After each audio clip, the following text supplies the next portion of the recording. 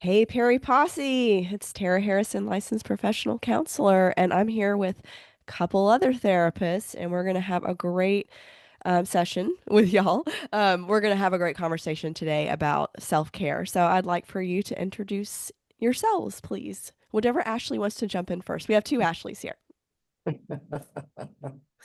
Beauty before age, Ashley Kuehne. Oh, You go first, Ash. Hi, everybody. I'm Ashley Rogers. I'm an LPC and a supervisor here in Dallas, Texas. And I have a group practice called Spark Counseling and Wellness. And Ashley and I partner together to do Embodied Experiences, which we'll talk about later, which is a new venture where we're putting on therapeutic retreats.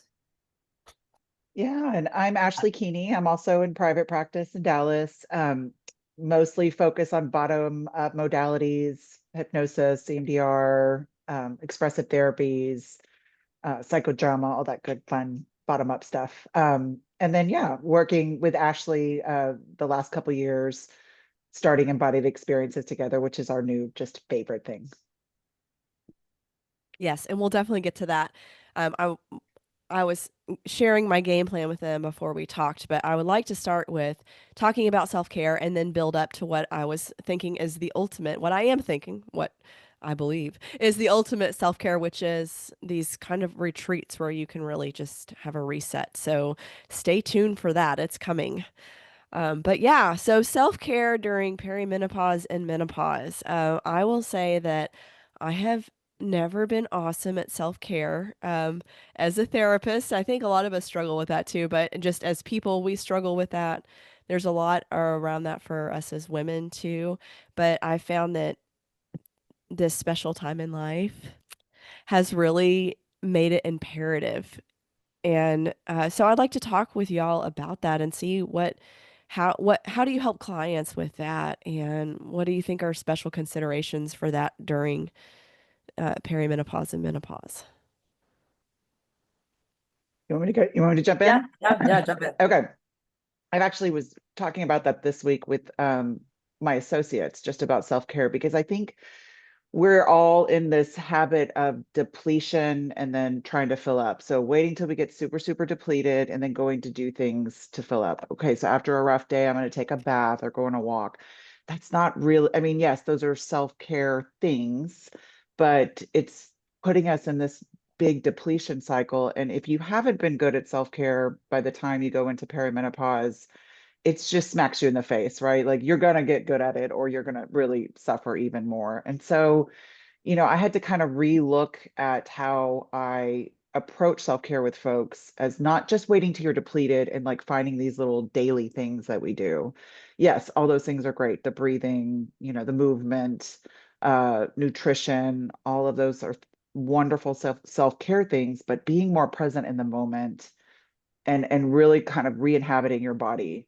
Um, my journal process, something that stood out to me when I was just realizing I was going through perimenopause, I was journaling one day and I said, my body feels like a stranger, right? Like it just didn't even feel like me anymore. And I had to like revisit her and get to know her. And sometimes I didn't want to revisit her yet. And so like it's really shifted for me working with clients now into less, how do we create more immediacy?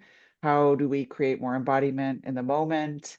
We'll talk about the retreats later. Like I'm loving ritual as a transition for a new, is helping us to transition into new roles too. So adding a lot of ritual around this. And yeah, I mean that's kind of how I'm thinking self-care has changed for me in this phase and working with clients in this phase. Yeah, I'd like for you to break that down too, but I want to hear Yeah. Ashley what your thoughts Yeah, are, and no, I then was just going maybe to we jump can. off of what Ashley was saying because one of the things, I mean, ditto to all that she mentioned, but another thing I found, and it was sort of eye-opening for myself going through the process, but also working with, I've many clients right now actually going through perimenopause and menopause. The first, and I think the largest hurdle that I have seen is actually giving one self permission to actually care. for yourself. Yes. Oh my gosh. Realizing how far back in line women had put themselves behind so many things and not even realizing the extent. And so I think it's very easy to get at what you're talking about, Ashley, in that depletion cycle. I'll wait till I get depleted because I put myself I mean, like last in line. Right. So by the time I'm doing the bubble bath or whatever, it's barely even hitting the mark. And going through this new time in life, it just like you were talking about, like it's inherent um to this has to be come first, or I'm, it's like that putting your own oxygen mask on first too. But to me, on a deeper level, it's like, talking about having to like re-inhabit this new self, this, what is happening, really get to know, and the good, the bad, and the ugly, right? Because this is not for the timid. For most of us, No. there are a few women out there, and bless them, and I serious bless them, and I have a couple of those friends. They're like, I didn't even notice when I, So lucky. They're so lucky. and they are, and that's good. Yeah. But I don't know that I want to talk to you today in this moment. Right. Well, Right. I love what you brought up about permission too, Yeah. because I don't know if other people have felt this way, and I imagine they have, but I have encountered that absolutely, and really dealt with a lot of resistance for that because of looking at where we find our worth. And so I have a daughter, she's 12, and it's so easy to put our children, I mean, and these are all things that we're supposed to do as women too, right? So this is all of the things we're rewarded for in society, being Right. selfless, no self, and putting other people's needs Right. before us. And it feels good and in line and all of that kind of stuff to do that. So it's almost like when you're giving yourself permission, or when I've done this, I feel like my nervous system is rebelling, and it's like, no, because then we're going to have to we're going to have to really go through and throw out and relearn a lot of these messages that have been giving you these dopamine hits all this time, or completing tasks that are for other people, like all of this stuff that I've done that's made me feel good, and do things that are making me feel uncomfortable, but that's actually the self-care, but it doesn't feel good. Oh, yeah, that's it. The self-care may not feel good, right? Yeah. 'Cause we're dismantling some of this stuff. Yeah. Well, and Yeah. I Yeah. think about you having a 12-year-old daughter, right? At the same, and I have a daughter as well. And my mother never really shared any of this with me about menopause, perimenopause, right? So, or modeled self-care, right? So I also look at as I'm dismantling and trying to go into this, I'm teaching her, right? Just the facts about perimenopause. Let's just be open and honest and talking about it, but also this is what self-care can look like, right? It's not selfish. You don't have to be last. Um, and maybe if she sees models of that in a healthy way, it's not so scary when it's her turn. Yeah. I mean, there's so many points I've experienced at this point, and I just know have walked clients through just really some patterns and belief systems and things that are just not comfortable, right? And they got comfortable because they were so, like you were talking about in our culture, they're so like those are rewarded, right? So a Hmm. lot of this process of reimagining self-care can be really uncomfortable. Yeah, Yeah. and it doesn't feel naturally rewarding because it feels Right. like, to use a therapy word, cognitive dissonance, where it's just like, this doesn't feel right. This is against everything I've been told. If I were to tell somebody about it, they'd think, oh, she's selfish, or like, and it's even, I'm thinking of like conversations with my mom about, and where I'm if I'm talking about putting my daughter first or somebody before me, it's like, oh yeah, of course that's what we do. And but if I were to say, well, I know that my daughter needed this, but I really need to take a nap instead. I don't know about that, but just those Right. kind of conversations, just even thinking about having them, and you have them with yourself and saying, I really need a nap.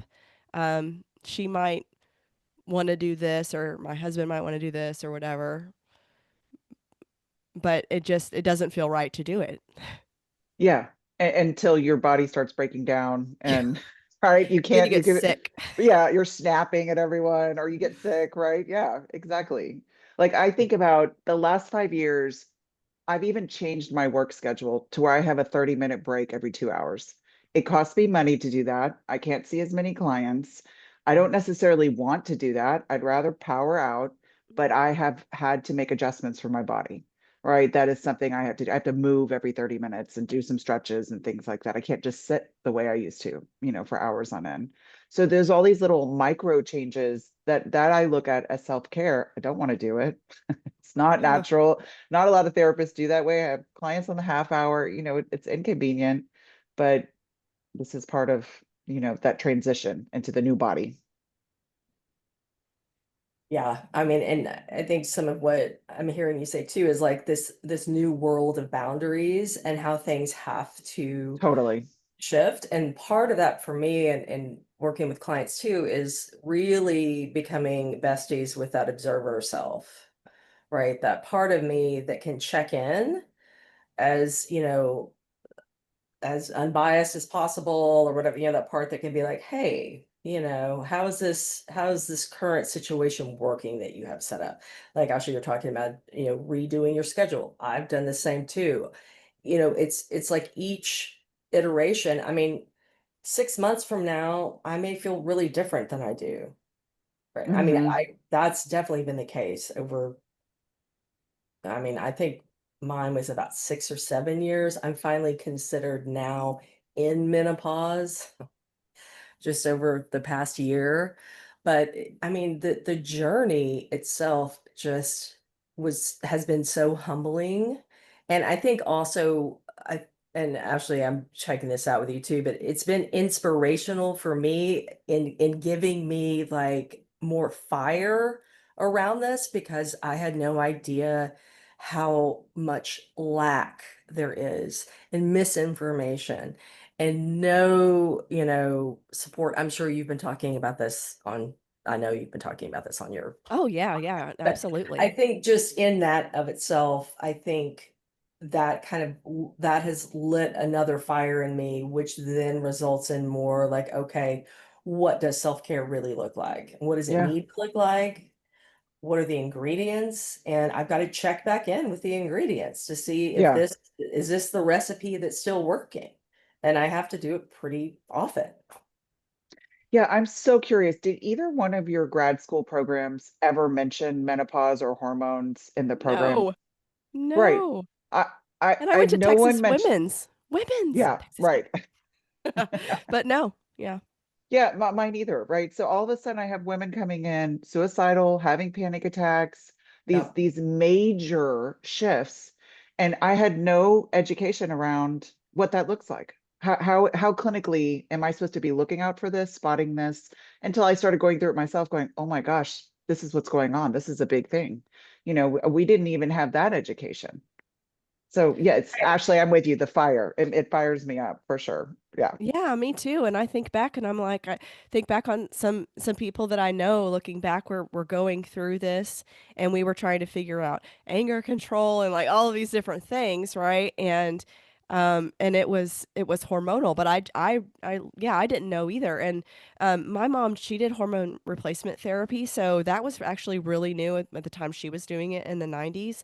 And she had a Right. great experience with it. Like she had like nothing. It's just like beautiful. It was this thing called the Wiley Protocol where she was doing different hormone levels at different times of the month and everything. So it was completely balanced out. And she just sailed through perimenopause because of it. So I got a great example of like, get the help that you need around hormone replacement therapy, but I didn't see how hard and it can be even with that because that's been my experience even with the hormone replacement therapy. It's still a freaking roller coaster, I tell you. Oh yeah. Same. Yeah. Yeah. I was not ready for this. No, but yeah, Uh-uh. as a person or as a clinician, I wasn't, Both. like I Yeah. didn't, Right. yeah. I mean, it's just that feeling of, and I, had several clients kind of, we really worked through this, like that invasion of the body snatchers. That's like, what, what has happened? Who is this? What is this? And the other thing about the permission piece too is like giving yourself permission to like really just be your authentic, just like this is me, you know, all the warts and all, this is what's happening, right? I can't, I feel like in some ways it kind of forces some of those denial patterns that we get into and things like that, like out the window. Hmm. Like you can't, and my whole system is like, nope, Yeah, my not mask doing is this off. anymore. Yeah, it's Yeah, like that's done. So what are we gonna do now? Yeah. yeah. Well, even as you said that, a thought in my mind was like, well, I don't want this to be me. Right. So the going through the grief of looking Yes. back at, Yeah. like I've done that a lot, looked back at myself about 10 years ago and having a lot of um, just fantasy thoughts about just can I just jump back into that body and I've just Yeah. I totally understand the whole going for the what is it, the fountain of youth thing now. I'm like just to feel good in your Yeah. body. That is not anything that's guaranteed. So that's something that I've wrapped my mind around. And but just yeah, the resistance, the denial around like this is me now, but I don't, like you were saying earlier, Ashley, I don't feel like myself, and it's like Mhm. Invasion of the Body Snatchers. This isn't me, and how do I love myself? Mm. Yeah. Yes. And I think you nailed it, the grief of that. Right. Yes. And Yeah, grief has all those stages, right? The Right. denial and anger and sad acceptance, finding meaning, right? We go through all of that. yeah, And I don't think we can, well, of course we can, but it's not beneficial to go through it alone, right? I think this is where community Yeah. really matters, Yeah. you know. That's exactly what I was just thinking. I was like, that's, I think, one of the key pieces of that puzzle as far as nurturing and caring and loving myself is staying connected and being in community, especially with other women. Hmm. I mean, I love my dude. He's great, but it's like I need, like actually need and really connecting and feeling into that, like with these female relationships and community. Yeah. It's absolutely essential for me. Yeah. And I No, know yeah. no, yes, for sure. My husband calls it monster pause. I mean, I love my dude, but I don't think he monster loves pause. he loves this. Yeah, But Poor the women, guys. I know, I right? know. We feel so bad for It's them. We're like, so hard for them. I know. Yes, Those I poor will say babies. as a plug for my next episode, though I am speaking next time with an occupational therapist who specializes in supporting men through perimenopause, which I think is really needed because it is, Yeah, I mean, we're joking, but it is really hard for them, but also wah wah, but still. Yeah. right, right. But yeah, it is. And so They that's need going to more be for them. understanding and they need to be willing to understand, right? Hmm. Yes, But both. Yeah. if we didn't have any information, they definitely don't, Yeah, yeah, Or I mean, it's, ooh, what yeah, happened? Yeah. yeah. Yes, Well, but and community, yeah. yeah, and how Agreed. women help each other, right? Like, I was with a group of women recently. We were joking that like we don't burn witches at the stake anymore. We get to like share secrets and without being, punished and cast out. Like we're all sharing our day. Have you tried this magnesium and have you tried that? Like all the benefits you get from just being in community with other women going through this and you know, all the ways we're getting through it together and sharing that. Yeah, and so where do you think we find this community? Because this is, I think, is the hard thing Hmm. too, is that, and this isn't true for everyone, of course, but during this phase of life that we are often in, because a lot of us have not prioritized our self-care, which part of that is the community that we're connected to and having our female friendships and things like that. People get hit with this and then we don't have those connections that are strong to really build that community because again, I don't know if this is true for you, but a lot of my friends have kids and I just know like if we make plans, we're probably going to reschedule or cancel because something's going to come up with our kids, right? So it's really hard to stay connected with those groups of women. I really love the We Do Not Care movement and those communities that are made online. Those are awesome. And that's great, but it's not in person, a kind of, it's not, it's just not the same. Hmm. Gosh, this is the topic we are always talking about is Really? yes, building Yeah, that makes community. sense. That makes sense because you have the retreats, which we're going to talk about in a little bit. Well, Yeah. even just with my female clients, that they're going through this and they may not be quite there yet, but I mean, just in general, like trying to connect to other women and build friendships, especially when you're a busy working mom, or, a myriad of other things. And the way I mean, I know for us in the DFW area, I feel like we're such a siloed city. I mean, it's not a walking city. Yeah. It's not, everybody's in their little neighborhoods and in their car, and they go to the building they're going to, and they get back in their car and go, Yep. and it's not, I mean, we have a lot of cool stuff here, but you have to really dig for it, like really dig and really make an effort. So that again, speaking to, we're all so busy, we're too busy, right? And if I'm putting myself last and I keep doing that, I'm not giving myself permission to know how important it is for me to be able to take any kind of step to connect into a community. Yeah. You know, Yeah. I mean, I Yeah. have to give myself the permission to do it. Hmm. So then maybe you need to ask your observer. Let's look Right. logistically at how that may work out. Just kind of like Yeah. you, Ashley, were Mhm. asking your observer about what do I need to do for my physical body and during my work day, asking, okay, what can we move around? And maybe there needs to be a loss of something else to make this a priority, even if it's like I'm giving up some of my work day where I would be making money and knowing that I'm worth that money lost or whatever, or the potential money not gained, whatever we want to say, Yeah. Yeah. to invest that in myself and spend some time focusing on trying to reconnect friendships because a lot of us I think Yeah. we have friends, but it's just how do you Right. strengthen the bond and get the community back. Yeah.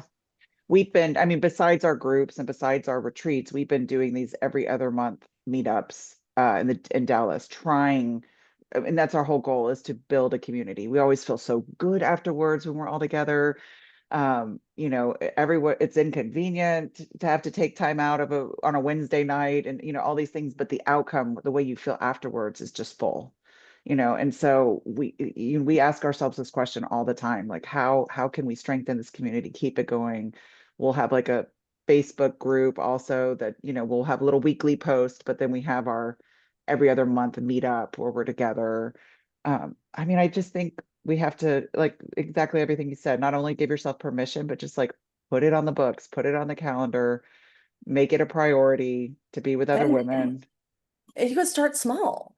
Yeah. Maybe you're gonna do, you know what? I'm gonna do one thing in the next 2 weeks or whatever. Like I'm gonna reach out to one person. And I feel like these, speaking to Ashley's point too, the every other month in vivo events, gatherings we've been doing, they've been building momentum too. And Yeah. now there've been like little spin-offs and like new Oh, like little cool. relationships and stuff that we're seeing. And Yeah. that's just so fun. I mean, that's what we want to promote and do because we know how important it is and how healing this is and how much power there is, right? Within the community and being there for each other. So I was thinking about, going back to the idea of permission and having an observer to notice the needs for self-care and things like that. So let's just go back to the very beginning of things with the Mhm. idea of, and this is how a lot of clients come in. This is something that I've gone through of not even knowing how to care for ourselves, what that even means. Because, like you said, Ashley, to your point of we think of self-care as filling something up after depleted. I did that last night. I went and got a massage, which was wonderful. But it was like after a long week when I've not done very much for myself, I'm going to just put it all in one massage. And it was awesome, but it's not going to do it all for me, right? So being able to move from that model to the proactive of this is Hmm. part of my everyday rituals and routines. And even if it inconveniences someone else in the family, as long as it's not their need I'm stepping all over, then, and sometimes maybe we're going to have to negotiate needs too. I mean, like all of that, like there's so many layers. So, how does somebody begin to start to shift and unlearn all of the stuff we've learned? Oof. Ah, Yeah, yeah, that question. Yeah. yeah. Yeah. How do you eat It's an no elephant, small right? One, task. one bite at a Right. time. Don't eat an elephant, though. That just, but you know what I mean. Yeah. Yeah, I mean, I think there's layers to that, right? Because there's some folks coming in who have severe trauma histories that is playing into all this, right? Like caring Sure. for yourself, Yeah. right? So, um, and I think Ashley's exactly right, starting very, very small. A community takes time to build, right? We can't necessarily start with that if someone doesn't have a community, but that's definitely needs to be part of it, right? What Ashley's talking about, the observer self, right? Like just being more embodied and like catching your experiences as they're happening, right? So if I have a difficult session, I may not race to the next one. I might just take a minute, but I have to be able to be aware enough to realize like my heart's kind of racing and I'm a little foggy and I need to get grounded before I do this next thing instead of racing to the next thing. So it's for me a lot, it's also just having folks slow down and like paying more attention and just being, again, it's that immediacy and kind of more like aware of what's going on rather than waiting to the end of the day like, oh my gosh, I'm mushy brained, I have nothing left. Okay, well, there was lots of times throughout the day where maybe like a glass of water might have helped, or just walking up and down the hallway, or just kind of catching it in the moment. I think it's a place to start, if you're not dealing with the kind of big things that are beating that, like trauma. Yeah, Yeah. I'm connecting to some of what you both said because I think one of, especially if I don't know where to start, right? If that just feels so overwhelming to me, like I don't even know. I think, and I've worked with clients on this too, just starting with little things. Like I need to kind of check in and even understand what I want or need. Like I Mm, might not even, I don't even do what temperature do I like the shower, water? What do I want? I mean, I think in many ways, and I have a client in mind right now that I've just seen come through so many just amazing things. She's an amazing mom, now empty nester, right? But talk about putting this is just an example of many of us putting herself so last that like we've had this whole year kind of going through this like discovery process, right? Of like, I don't even like, how do I even know what I want? Because what my download is to ask everybody else in the system what they want and what they need. Mm-hmm. And I'm not even asking myself that. I'm not even considering myself in this. And so just having a pause there and even starting to ask myself, I mean, do I like scrambled eggs?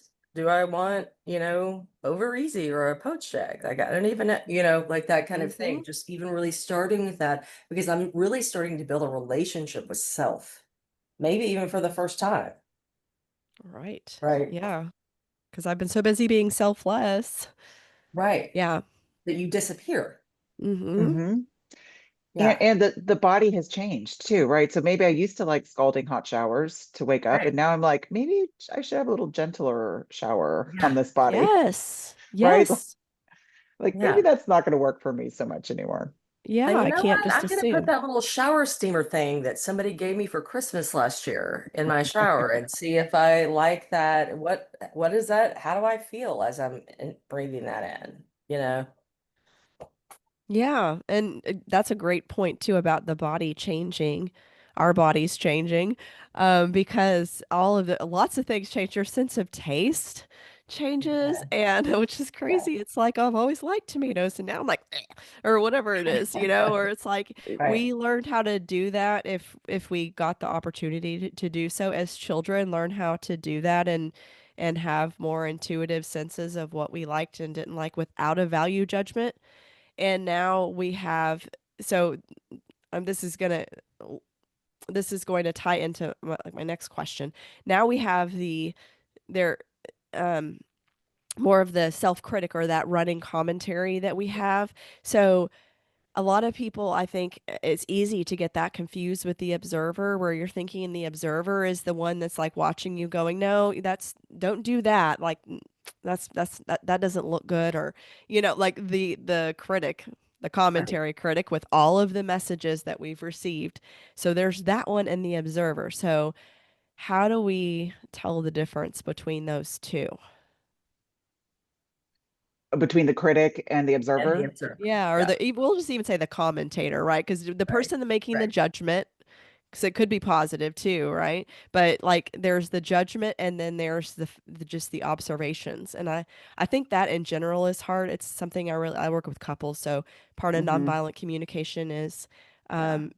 noticing what is an observation versus what is an interpretation, Hmm. because I think a lot of us really just think our interpretations are the observations and they're not. And so that really hits us when we're trying to do self-care and things like that, because we make a lot of interpretations and commentaries, and whether they're negative or positive, they're bent on manipulating ourselves into doing something. Yeah. So I always think of the observer as like a scientist in a white lab coat. Like I'm a visual person, right? So Okay. like just the data, just the facts, like we're just observe, right? Like maybe I have a hypothesis, but I'm just going to look at the data points along the way, right? Keep it really neutral. Um, or maybe even like a detective, right? Like what is just the elements I'm looking at here? No judgment, no attachment to an outcome, just observe. For me, visualization helps. I see it like that. And my critic is like, or my commentator to your point, right, has, lots more color than that. She's not in a white lab coat. She's she's Yeah. very colorful. She wears lots of And, different and, things. It and it's depends. and it's grippy, right? There's a lot of attachment to outcomes, Yes, I right? like Yes. that The too. Attachment to commentator, outcome. Yeah. right? And the observer is open curiosity, Hmm. right? Really like that I'm a detective, but I'm in that phase of like data discovery. I'm not like the hound dog where I've got like I'm, trying to find a Mm. culprit, right? I'm like, huh, yeah, okay, let's just check in and see what's going on. What do we know here? What do we see? What do we know? And it's not I feel like my commentator person it just is really definitely has some type of slant, already has some type of idea, like you were saying, of outcome. And it's more yeah, the word I keep saying is grippy, but like there you can feel the fear or the whatever's underneath that. Yeah. It's And almost pressure. like an agenda. Yeah, Yeah. there's Yeah. agenda, there's pressure. Yeah. Yeah. Yeah. Okay, I like that. That's a great way to be able to tell the difference. I think I'm about to sneeze. Okay, sorry. Well, I I was can see telling, yeah, it. I have a cold. Bless you. Okay, Bless there we you. go. Yeah. I have this is a 14-day cold. Oh I'm really going for man. a marathon here, y'all. Oh, You're I trying to am so get some sorry. serious gold stars there. Yes, I'm going all out, all out. Yuck. Yeah. But see, I decided for myself that it was more advantageous to me to do this, actually, to feed my soul and learn more about self-care than to just lay around and sneeze. So that was, I think, a self-care choice that I made. Um, and it wasn't value-based. So, but yes, I love the way that I love the visual. Mine actually is the Tootsie Roll owl. Yes, I love that. I love Right. that. So I guess we're all in the same age of knowing who that is, and I'm sure our listeners are too, because we're all around the same age. Uh-huh. But so I love the visual of being able to say, like, is this just scientific fact basis? Are we developing a hypothesis just based on information, or um do we have skewed data because we're wanting a certain outcome? So I like the logistics of that too. That makes a lot of sense. So being able to try to really dial into the observer to try to figure out how to start self-care if you've never done it before or have done it intermittently only when you hit the wall, as Yeah, I have done. Yeah. as we all have done. Yes, Yeah. yes. And I like the idea, and I do this all the time, but I feel like I get more buy-in with clients too when we kind of present it as, what if we experiment? You know, what if we conduct a few small experiments on some stuff and see what the outcomes are, see how it goes. You Mhm. know, so I'm not signing up till the dawn of time to do X, Y, or Z, but again, with permission, can I give myself permission to experiment a little bit? You know, can I experiment with X, Y, or Z, or doing this or that? And that seems to, I feel like I get more movement with that because it feels doable and it's small, you know, it's a smaller thing.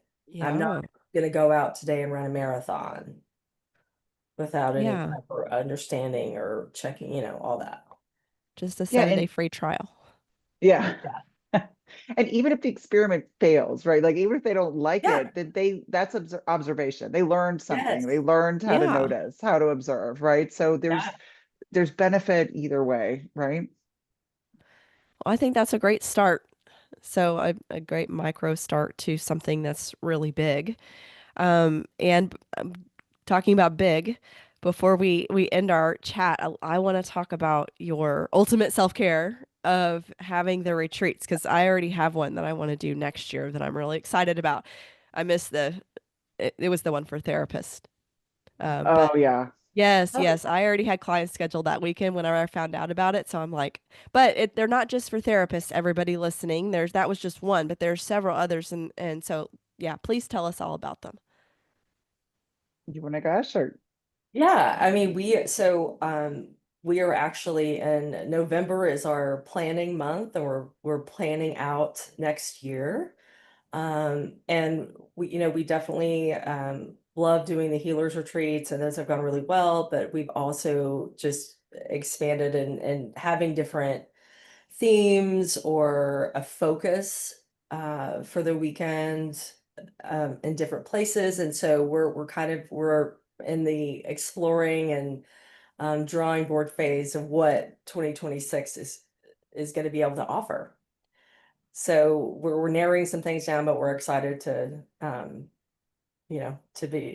to finally get all that out there, which is coming very shortly. And Okay. it just to like tag onto what we've been talking about, like this is all of what we've been, how do we build community? Mhm. How do we lower that mask? How do we get to the more depth? And seeing what happens when it's so far, all of our retreats have been women, and several of them intentionally, some have been offered co-ed, but when a group of women get together and you're together all weekend, more than just an hour, right? And you're talking about menopause and you're sharing all of it, right? The ritual that occurs at that transition, surrounded by community, is so powerful and so beautiful. I mean, it just feeds us. Everyone walks away best friends at the end of a weekend, right? Like, how do you get that close with just a few days together, right? But you're doing this level of work, and creating safety and containment, and it's been so much fun. We are just loving it. Well, so I know you don't have it down for 2026 as far as what it will look like, but I can imagine it'll be somewhat similar to what you did Yeah. last year. So let's Yeah, just yeah. talk about the makeup of some of them. And I want to correct myself because it's a retreat for healers, not just therapists, right? So that could be therapists, that could be doctors, that could be anyone in healing occupations. Is that what you're saying? Yeah. Okay. Yes, we So had some there's body that one. workers and different. Yeah, yeah. Okay. Cool. That we'll do that every year. We will Yeah. do a healers retreat every year. We love that's our first one we ever did, and it's was our heart to kind of start this was to create this for therapists, and then it's grown into healers. So we will offer that every year. We love that. Okay, good. Good. Check. Put me in. And But then I'm sorry, we are planning one this summer in Santa Fe. We're in the throes of working on that, something very spiritual and yummy and creative. Um, right. And then, I mean, we invite, initial connection, when you arrive, we're trying to open the spaces up that, can have these possibilities like connection and feeling seen and heard and understood happen. And we weave in, creativity, we weave in fun and silliness and laughter um and and we're following, usually depending on what the weekend will be. Like we know in Santa Fe, for example, we're really going to be focusing on, you know, tuning into your inner creative self and bringing that more fully into the out in the world, right? So we're kind of looking at, soul, heart, creativity. And so the weekend activities and what we want, the different things that we want to offer are going to all surround that. And so that's kind of what we've done with the different themes that we've had at our different retreats. And I would say that the real important piece for us always is nature. Getting Yes. into Yeah. some space of nature. Nature's integrated in most of our processes over the weekend, because that's another healing element, another regulating element that we don't always get in a therapy office, right, for 1 hour. That is so true. So there's nature, there's time to move your body, it sounds like. We There's do time yoga. yoga. Okay, wonderful. There's connection time, creativity time, time for just silliness and fun. What does silliness and fun look like, or what has it looked like? Well, we've done a little psychodrama here and there. We've done a fire pit ceremony that is really serious and then turns into a lot of fun and silliness and dance and karaoke and all kinds of stuff, right? That sounds fun. Yeah, the tiki cruise that was That's really right. A Yeah. tiki cruise. way, and yeah, Uh-huh. so we find little things to weave in to bring lightness, and there's always good food. We have to have good Mhm. food. Yeah. That's an important part of the nourishment. Yes, We're that was the word I was thinking. Nourishing to all mind, body, spirit. yeah. Yeah. We're both foodies, so the food game is good. We Awesome. take it seriously. Yeah, so this isn't one of those like Lake Austin Spa Resort where there's no good food there. No, I'm just kidding. It is good, but I've never been there, but I've heard people have told me like I just needed to go out to a restaurant. Yeah. Yeah. Yeah. Yeah. Well, so you're in the planning stage now, but for our listeners who are interested in learning more about these, when do you think you might have some information up and where would they go to find it? Well, we have a listserv on our website, embodiedexperiencenow.com. And you will be the first to know. You'll get the early bird discount. We also are on Instagram and Facebook at EE Retreats and for Embodied Experience Retreats. And we post, all of our stuff on there as well. And always have like little prompts or other things kind of going on our pages. But yeah, we'll have something probably the by January 2026, we'll have our year probably planned out, I would think. Oh, yeah. Yeah. All right. Well, it's perfect for New Year's resolutions. If I'm just going to do more for myself, do it. Sign up for a retreat. Yes, that's Yes. awesome. And if people are wanting to work with you as therapists, where would they find you? Same website or where they go somewhere else to find you? We have our information on our website and They we can also find have us separate there. websites. Yeah. So Okay. yeah, they can just find us there, and then yeah, all of our intel is readily available. Hmm. Okay. Well, thank you so much for your time today. I've learned a lot, and I think our listeners have learned a lot too. And it's been nice to have this community connection for this little bit of time today. So I've been looking forward to it. Thank you so Yeah, much. And I hope you feel better. We'll get Oh, rid of thank this. you. Let's get rid of that cold. Yeah. I I know. know. I know. Yeah, It's just have to rest, rest, self-care. That's Listen to yeah. right. my There observer we telling me what go. to do Okay. instead There of, you go. instead of my She's got running something to commentary. say. There's Yeah. so many things to get done. No, you must rest. Okay, okay, Well, you have two people right now supporting that. We would Yes. love Thank to see We'll you you. make rest. that Thank you. mandatory. Oh, thank you. Thank you so Okay. much. Thank you.